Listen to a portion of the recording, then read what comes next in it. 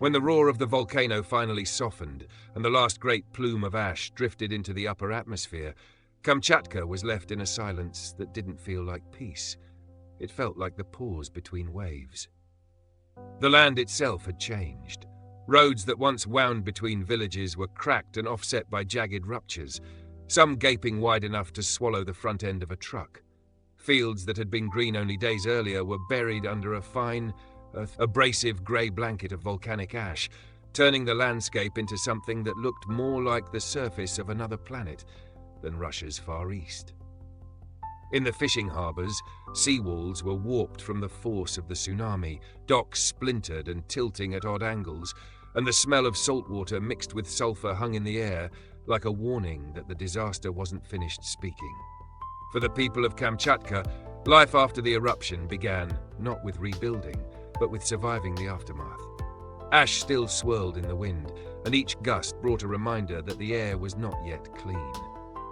Locals wrapped scarves or improvised masks over their faces, not for the cold, but to keep from inhaling particles sharp enough to cut the inside of the lungs. Drinking water was scarce.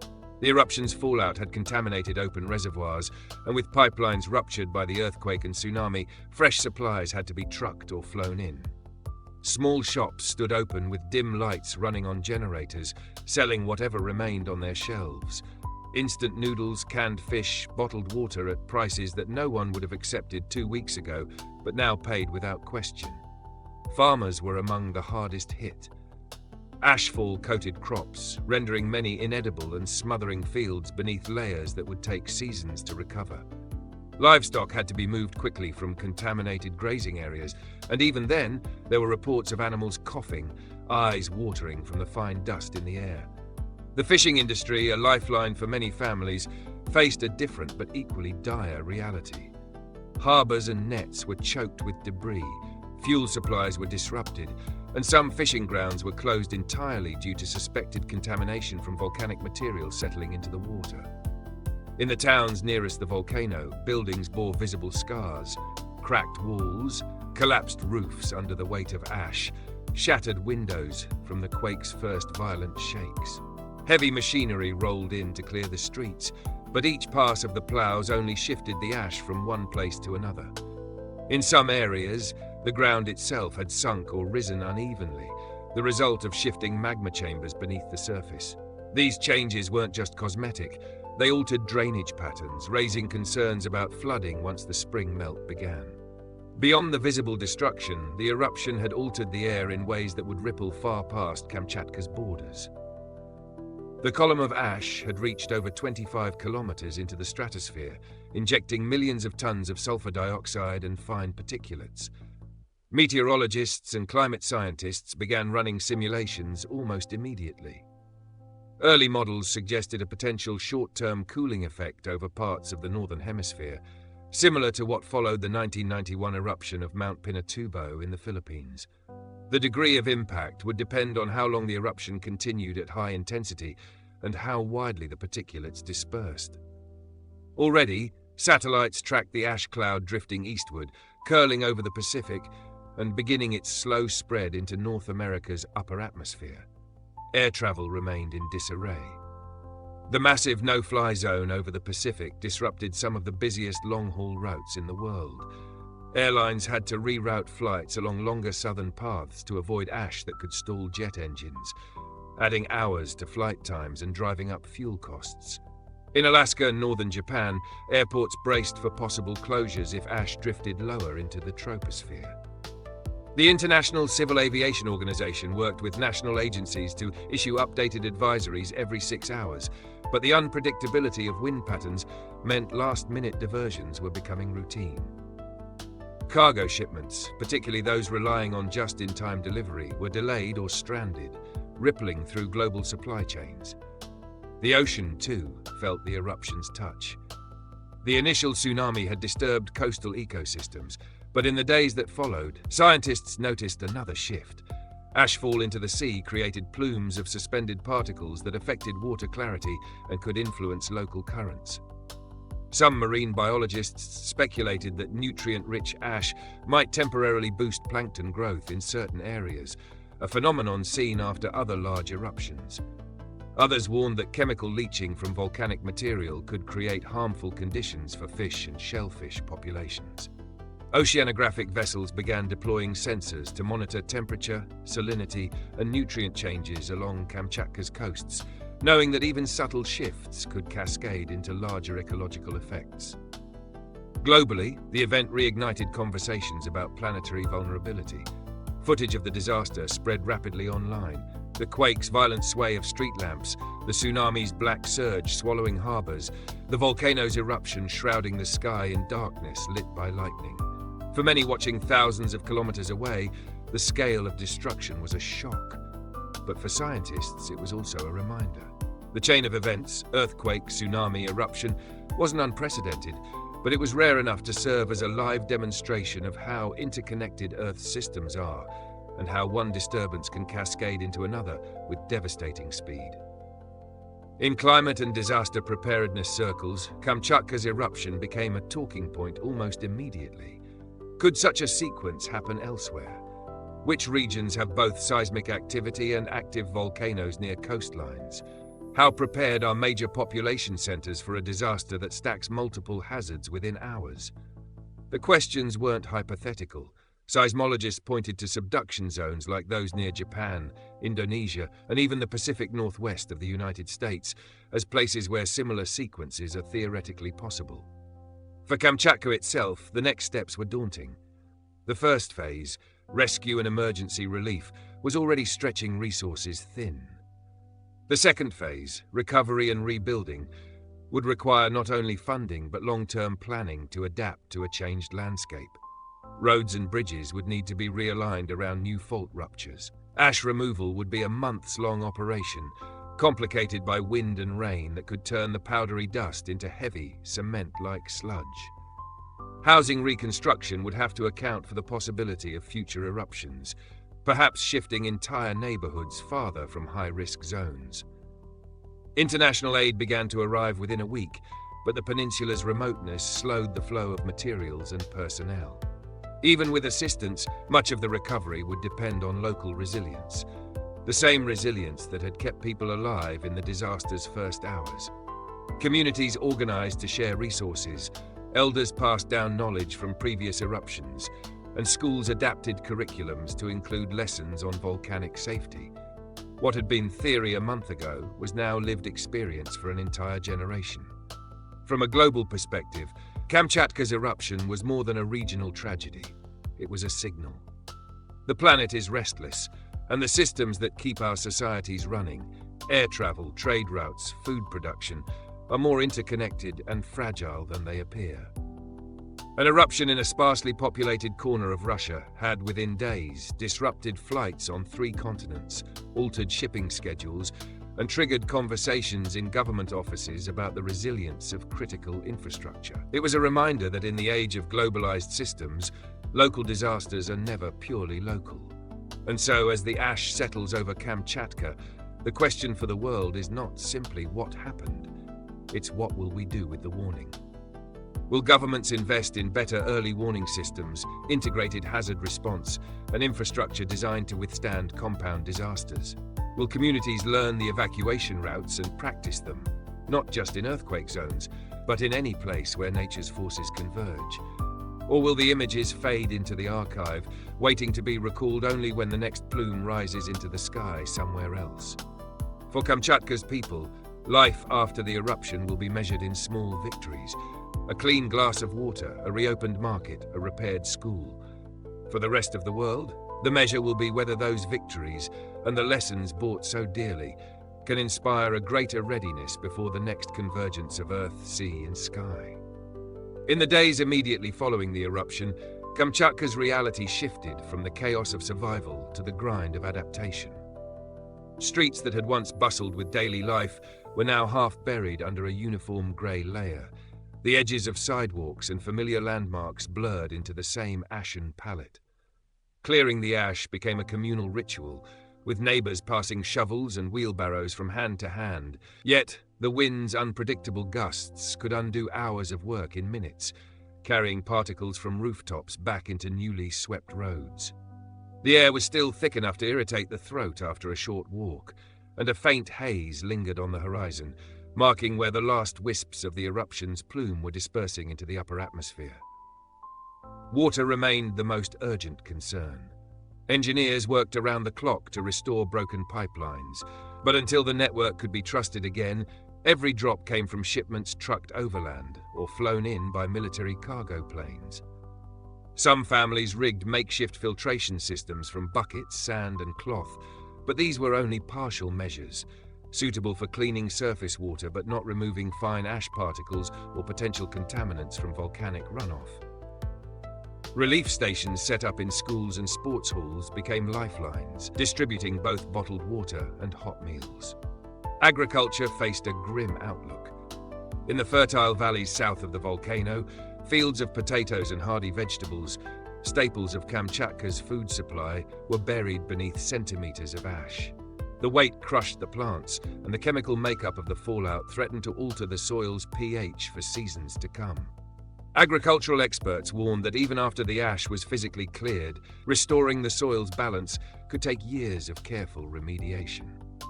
Farmers, many of whom had lost both crops and machinery, were already calculating how much land they could afford to leave fallow while focusing on more immediate recovery work. On the coast, the fishing fleet remained in disarray. The tsunami's surge had left some vessels lodged hundreds of meters inland, propped awkwardly against buildings or resting on muddy embankments. Others had been smashed beyond repair, their hulls splintered by debris carried in the floodwaters. Even those boats that survived structurally were coated inside and out with a layer of gritty ash, requiring meticulous cleaning to prevent engine damage. With harbour infrastructure damaged and navigational channels silted with volcanic sediment, the resumption of normal fishing operations seemed months away. Globally, the climate and environmental monitoring community was fixated on the eruption's atmospheric footprint. The injection of ash and sulfur dioxide into the stratosphere had been confirmed by multiple satellite platforms, and early modelling suggested measurable impacts on sunlight distribution in the northern hemisphere. While the cooling effect was likely to be modest, perhaps shaving fractions of a degree off average temperatures in the coming year, it could still influence weather patterns, altering precipitation in some regions and potentially extending winter conditions in others. This uncertainty had meteorologists urging governments to prepare for possible anomalies in seasonal forecasts. Air travel disruptions continued to ripple outward. Though the main ash column had begun to settle, high-altitude streams carried fine particles eastward, prompting flight reroutes as far away as the western United States and Canada. Airlines were forced to absorb the cost of longer detours and increased fuel consumption, while passengers endured delays and cancellations that felt disconnected from their own geography but were directly linked to an event on the far side of the Pacific. Cargo transport, especially perishable goods moving between Asia and North America, faced serious bottlenecks, with some shipments spoiled before they could reach their destinations. The ocean bore subtler but potentially longer-lasting consequences.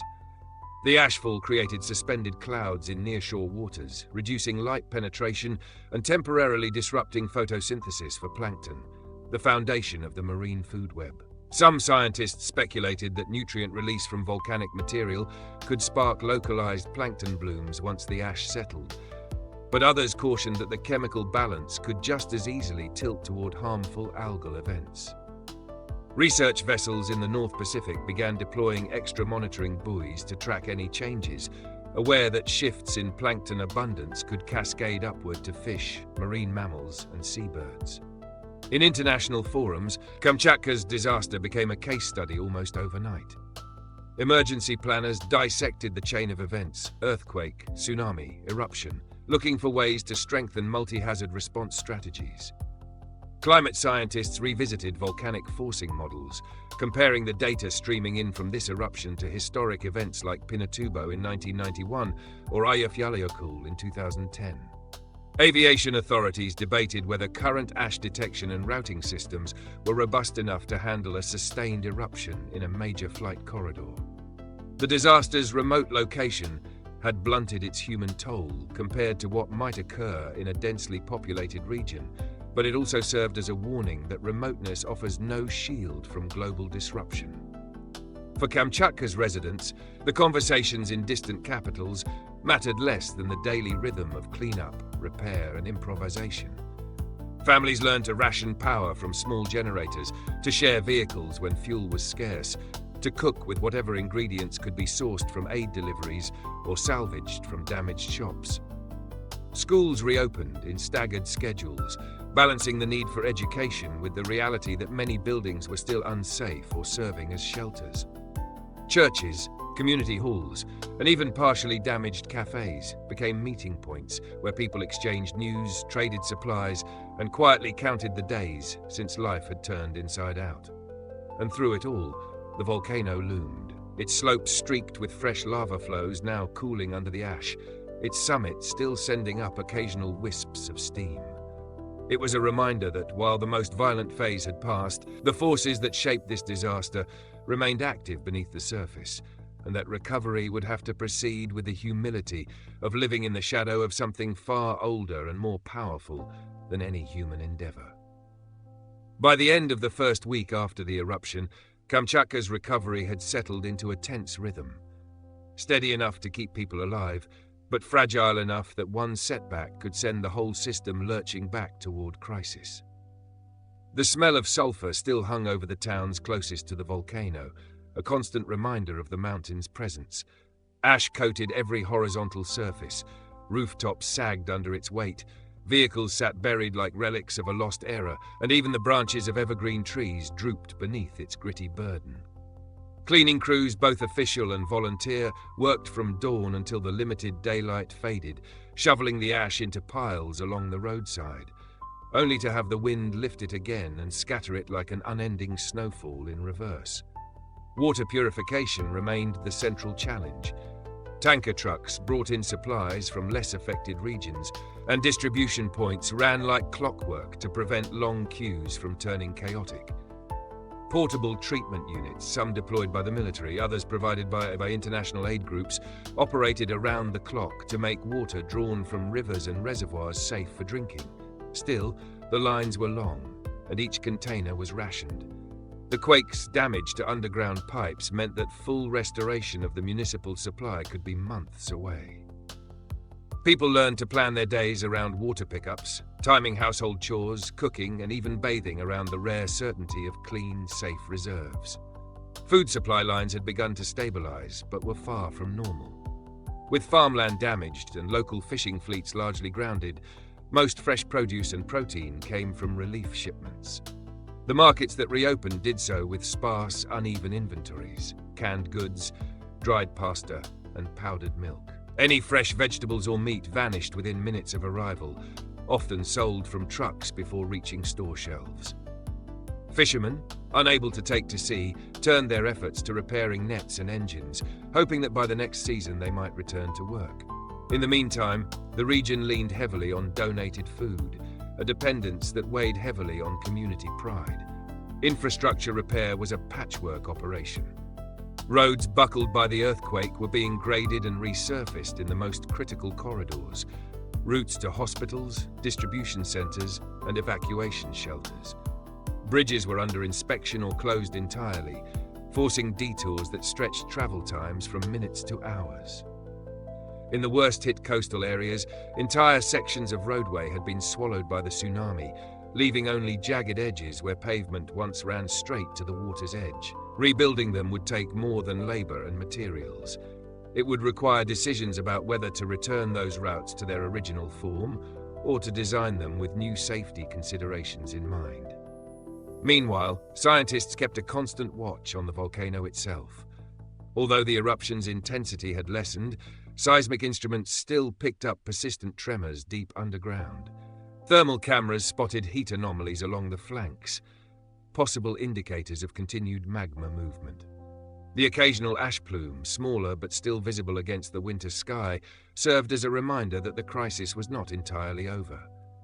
Volcanologists warned that secondary eruptions, while unlikely to match the initial blast in power, could still disrupt recovery efforts and force evacuations. Beyond the local devastation, the global consequences of the eruption were beginning to take measurable form. The ash and sulfur dioxide injected into the stratosphere had already spread across the northern hemisphere. Satellite imagery showed a faint but widespread haze curling along atmospheric circulation paths. Climate modeling centers adjusted their projections, suggesting slight but detectable cooling over the coming months, especially in high latitudes. While the effect was not expected to rival historic events like Pinatubo, the potential for altered rainfall patterns or delayed seasonal transitions was taken seriously by agricultural planners in multiple countries. Aviation was still feeling the strain. While most commercial routes had resumed, certain high-altitude corridors remained off-limits due to lingering ash at cruising altitudes. Airlines rerouted around the problem areas, adding fuel costs and delays. Cargo networks bore the brunt of the disruption, especially for goods moving between Asia and North America. Ports in Alaska and Japan processed emergency shipments that would normally have flown over the Pacific, straining their own logistics systems. The ocean, too, showed signs of change. Monitoring buoys detected shifts in surface temperature and turbidity in areas where volcanic ash had settled in large quantities. Marine biologists kept a close eye on plankton populations, aware that any sudden blooms, beneficial or harmful, could ripple through the entire food chain. Coastal fisheries remained closed in multiple districts, pending water quality tests, further delaying the return of one of Kamchatka's economic mainstays. On the human side, there was a growing conversation about the emotional and psychological weight of living through such a layered disaster. Relief centers began offering counseling alongside food and water distribution. Teachers reported that children were drawing pictures of the eruption unprompted, some with exaggerated lightning and ash clouds, others showing families huddled indoors. Adults, too, spoke openly about their fears of another eruption or an earthquake in the near future. The disaster had shifted from being a single event to an enduring presence in the community's identity. Globally, the Kamchatka disaster was becoming a touchstone for discussions about interconnected risk. Seismologists pointed out that the region's combination of tectonic activity, volcanic systems, and vulnerable coastlines was not unique. Other places on the planet shared similar conditions. Governments far from the Pacific Ring of Fire began reassessing their own readiness for compound disasters. Do their alert systems handle multiple hazards at once? Could their infrastructure survive an event that combined shaking, flooding, and ashfall in rapid succession? The answers, in many cases, were uncomfortably uncertain. In Kamchatka, the recovery moved forward not in grand leaps, but in countless small steps. A repaired power line here, a reopened school there, a day without new tremors to unsettle the nerves. Each one was a reminder that rebuilding is as much about restoring confidence as it is about restoring infrastructure. The road ahead was long, but each cleared street and each working water pump was proof that even in the shadow of the volcano, life could be coaxed back into motion. By the start of the second week, Kamchatka's recovery effort had grown into a complex web of overlapping priorities, each urgent, none simple to resolve. The volcanic ash still clung to everything, stubborn and fine enough to sift through cracks in windows and doors. Residents spoke of a constant crunch underfoot, whether indoors or outside, as the gritty particles embedded themselves into every surface. Cleaning had become both a necessity and a health hazard. Shoveling or sweeping stirred clouds of dust that irritated eyes and lungs, forcing volunteers to work in shifts to avoid overexposure. In the more heavily affected towns, bulldozers pushed the ash into towering mounds along the outskirts, where engineers debated whether to bury it, truck it away, or simply wait for heavy rains to compact it into a less mobile form. The water situation had improved slightly with the arrival of additional purification units from mainland Russia and neighboring countries, but the supply was still fragile. Any mechanical failure or contamination incident could plunge entire districts back into crisis. Some rural communities had begun digging new wells in an attempt to access groundwater, but the risk of volcanic chemicals leaching into aquifers remained a serious concern. Testing teams moved from site to site, carrying portable analysis kits and advising locals on whether their wells were safe to use. Agricultural recovery faced new obstacles as the reality of ash's long-term impact set in. Soil scientists confirm that while volcanic ash can enrich land over decades, its short-term effects can be devastating. High acidity, altered drainage patterns, and compaction meant that even cleared fields might not support healthy crops for at least a season or two. Emergency seed shipments were discussed, but local farmers doubted whether planting so soon would yield more than token harvests. Livestock remained penned in barns or makeshift enclosures, both to shield them from airborne ash and to prevent them from grazing on contaminated forage. Feed supplies, already tight, were supplemented by aid deliveries, though distribution was uneven in remote areas. Infrastructure repair continued in concentrated bursts, focusing on restoring critical links between population centers and supply hubs. Temporary bridges were installed across rivers where the tsunami had washed away crossings, while sections of highway were reinforced with gravel and steel mesh to prevent collapse in areas where earthquake cracks had undermined the foundation. Power lines were being restrung along alternate routes, bypassing collapsed towers. Still, outages persisted in smaller villages where generators hummed constantly, burning through precious fuel reserves. The volcano itself remained under intense observation. Seismic readings still detected a constant low-level tremor beneath the mountain, and infrared imagery showed residual heat in vents and fissures. Occasional gas emissions vented from the summit, sending small plumes drifting downwind, enough to remind residents that the system was still active. Volcanologists gave cautious updates. The pressure inside the magma chamber had decreased, reducing the likelihood of another large-scale eruption in the immediate term, but secondary explosions or landslides were still possible, especially if heavy rainfall mixed with unstable ash deposits. Beyond Kamchatka, the effects of the eruption were now tangible in multiple regions. Commercial pilots reported seeing a faint haze over the North Pacific from altitudes of 10,000 meters, and atmospheric monitoring stations in Alaska, Canada, and northern Japan confirmed traces of sulfur dioxide in their readings. Weather agencies noted slightly cooler daytime highs in some areas, though they stressed that it was too early to determine whether this was a direct result of the eruption or a coincidence in seasonal patterns. Nevertheless, conversations about climate influence were gaining momentum in scientific circles, with several research teams racing to model potential shifts in precipitation and storm patterns over the coming year. Maritime observers documented subtle changes in ocean color near Kamchatka's shores, hinting at shifts in plankton activity. While some believed this could temporarily boost fish stocks once the ecosystem stabilized, others worried about harmful algal blooms fueled by the nutrient surge from volcanic ash. Fisheries remained closed pending further testing, deepening the economic strain on coastal communities. In response, aid agencies began exploring ways to provide temporary employment to displaced fishermen, such as working in debris removal or assisting in rebuilding harbor infrastructure. Psychologically, the weight of the disaster was becoming clearer. Relief coordinators reported rising cases of anxiety, insomnia, and stress-related illness among residents. Community leaders encouraged group activities, repair projects, cooking collectives, and neighborhood meetings, not only to advance recovery, but to reinforce social bonds. Schools that had reopened operated on shortened schedules, weaving disaster awareness into lessons and giving children structured time to process what had happened. In many classrooms, maps of the eruption's ashfall pattern hung alongside charts of the earthquake's seismic waves, turning lived trauma into a learning tool. Internationally, the Kamchatka event continued to be dissected in policy and science forums. Emergency management agencies in other volcanic and seismic zones ran scenario drills based on the Kamchatka timeline, testing how their systems would handle a cascade of hazards. In some cases, the exercises revealed uncomfortable truths.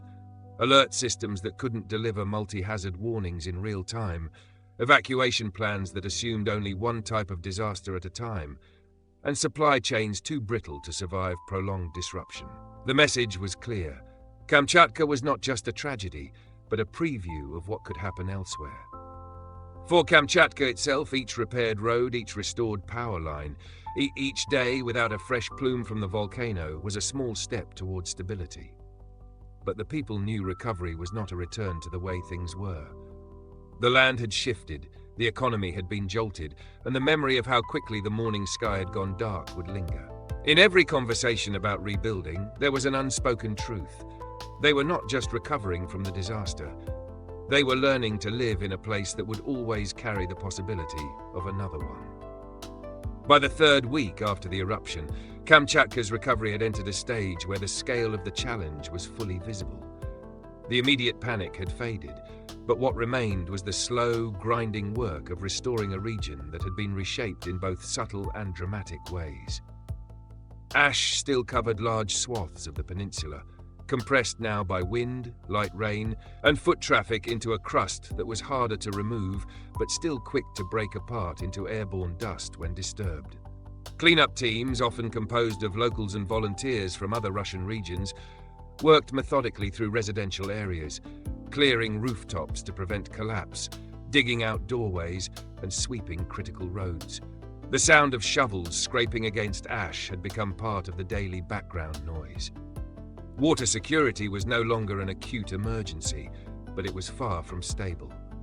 The main pipelines connecting larger towns to cleaner water sources had been patched, but these repairs were temporary fixes, vulnerable to both freezing temperatures and seismic aftershocks. Relief agencies continued to supplement the supply with bottled water and mobile purification systems. In remote villages, people still relied heavily on community distribution points, where water was rationed carefully. The memory of the first chaotic days, when clean drinking water seemed to vanish overnight, was enough to keep households stockpiling as much as they could. Agriculture was still in limbo. Fields lay dormant under layers of ash, their soil too acidic and compacted for immediate planting. Agronomists and soil scientists worked with farmers to develop rehabilitation plans, including gradual reintroduction of organic matter and careful pH balancing. Some farmers pivoted toward greenhouse production, hoping to insulate crops from contaminated soil and ash-laden winds, but the costs of constructing even modest greenhouse structures were daunting without outside funding. Livestock feed remained a logistical headache, with shipments delayed by damaged roads and disrupted ferry services. On the economic front, the fishing industry's losses were deepening. Many vessels remained stranded inland or heavily damaged, and repairs were slowed by shortages of materials and skilled labor. Ports that had been central to the regional economy were only partially operational, with silt and debris still clogging key channels. Even once physical repairs were complete, testing for water quality and contamination would need to be exhaustive before fishing could safely resume. For now, many fishermen had shifted to recovery work, debris removal, and even construction, taking temporary contracts from aid organizations or local authorities. Infrastructure repair had become a story of prioritization. Main transportation arteries received the bulk of attention, with crews working day and night to stabilize bridges, fill earthquake fissures, and resurface roads. Smaller, rural roads often had to wait, leaving some villages semi-isolated except for military or relief vehicle access. Electrical service was restored to most major towns, though rolling blackouts were still common, especially during peak demand in the evenings. Mobile networks were functional in population centers, but patchy in outlying areas, making coordination of relief and reconstruction more difficult. Globally, scientists continued to track the eruption's influence on climate and atmospheric conditions. Satellite data showed that the sulfur dioxide cloud had fully dispersed across the northern hemisphere, creating a thin veil in the stratosphere. While the cooling effect remained minor in absolute terms, meteorological agencies kept a close watch for subtle anomalies in precipitation and storm patterns, particularly in high-latitude regions.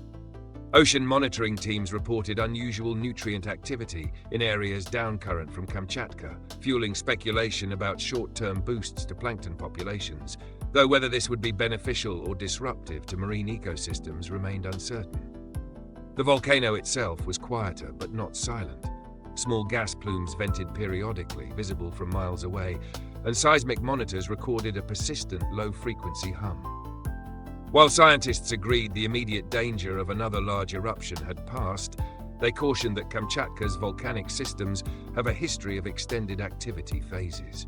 Emergency drills remained in place, and evacuation routes stayed marked and maintained, a visible reminder that the threat had not vanished. Internationally, the Kamchatka disaster had already begun shaping policy discussions. Aviation authorities reviewed contingency routing for flights over volcanic regions.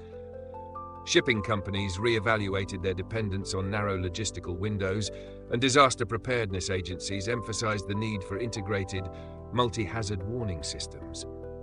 The fact that one region's event could ripple into airline schedules, trade flows, and even climate models reinforced the idea that local disasters have global consequences. For Kamchatka's residents, recovery was measured not in grand milestones, but in small, almost invisible signs. The return of electricity to a street after weeks of darkness, the reopening of a bakery that had served the same neighborhood for decades, the first community meeting where people discussed plans for the future instead of only the losses of the past. These were the victories they could hold on to, even as the broader recovery stretched far into the horizon. There was a shared understanding now, one forged in ash and salt water, that life on the peninsula would always carry the memory of this eruption, and the awareness that the next one might arrive with just as little warning. The final phase of this coverage brings us to a moment of reflection, not just for Kamchatka, but for everyone watching from around the globe. The eruption has moved from being a breaking headline to becoming a case study in resilience, adaptation, and the hard truths about living on a restless planet. What happened here was more than an isolated disaster. It was a vivid demonstration of how quickly modern life can be disrupted when the ground beneath us shifts and the skies darken with ash. The cracked roads, collapsed rooftops, and altered coastlines are visible scars, but the deeper impact lies in the collective mindset of those who lived through it. For them, the concept of normal has been permanently rewritten. Internationally, Kamchatka's story has started influencing policy debates, risk assessments, and scientific collaborations. Governments are reviewing disaster preparedness frameworks, not only for volcanoes but for interconnected crises. How earthquakes can trigger tsunamis, how ash can ground flights thousands of miles away, how one event can cascade into economic, environmental, and humanitarian challenges across borders. Organizations responsible for aviation safety, maritime operations, and global food supply chains are quietly running simulations, testing their ability to adapt to sudden losses of critical infrastructure. In scientific circles, the eruption has re-energized research into volcanic precursors, atmospheric monitoring, and post-disaster ecological recovery. The data collected over these weeks will inform models for years to come, improving our ability to forecast and respond. Yet even as technology advances, there's a growing awareness that preparation isn't just about machines and models, it's about people. Communities that understand the risks, trust their information sources, and have practiced response plans are always more likely to survive and rebuild quickly. For Kamchatka itself, the road ahead is a mix of daunting challenges and quiet hope. The work will be long, perhaps decades in the making. But there is already a sense of determination in the way people speak about their future. Homes will be rebuilt, fishing fleets will return to sea, fields will grow green again. The memory of this eruption will not disappear, but it will become part of the region's identity, a reminder of both its vulnerability and its strength. And perhaps this is the greatest takeaway for the rest of the world. The Kamchatka disaster is not just their story. It is a mirror, reflecting the reality that any region, whether coastal, mountainous, urban, or rural, can face its own day when nature rewrites the rules. The question is whether we will be ready when that day comes. If you've followed this journey through the series, you've seen how quickly events can unfold and how deeply they can change the world. Stay informed, stay prepared, and keep the conversation going. For more in-depth analysis and global disaster coverage, make sure to subscribe to Crisis Lens, your window into the stories that shape our planet's future.